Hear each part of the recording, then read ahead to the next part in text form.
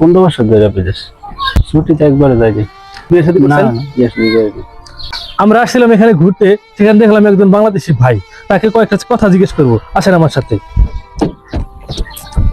আসসালামু আলাইকুম ভাই। ওয়ালাইকুম সালাম ভাই। ভালো আছেন? আলহামদুলিল্লাহ। আপনি কত বছর থেকে সৌদি আরবে থাকেন? তো ভাই 15 বছর ধরে বিদেশ। কয়বার ছুটিতে গেছেন? ছুটিতে একবারে যাইনি। একবারও ছুটিতে যান নাই? না, দেশে যান না কেন? দেশে যাই না ভাই। দেশে তো বোন আছে, বোনের লেখাপড়া করাইতেছি, বিয়ে শাদী দিতেছি। মানে আপনার ভাই বোনকে বাপ মা আছে। বড় করাইয়া আপনি নিজে এখন দেশে ফেরা হয়নি, না। সংসারে ফেরাইয়া। হ্যাঁ। তো আপনার বিয়ে শাদী হয়েছে? বিয়ে শাদী না করছেন? না, বিয়ে শাদী করিনি। এখন বিয়ে শাদী করেন নাই, 15 বছর থেকে বিদেশ করেন।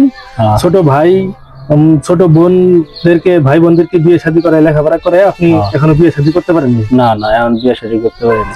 একজন প্রবাসী তার পুরাটা জীবন তার পরিবারের জন্য উৎসর্গ করে, তার বাস্তব প্রমাণে ভাই সে 15 বছর থেকে বিদেশ করে, কিন্তু এখন পর্যন্ত সে দেশে ফেরা হয় নাই, এবং সে তার নিজের এখন বিবাহ এখনো হয়নি।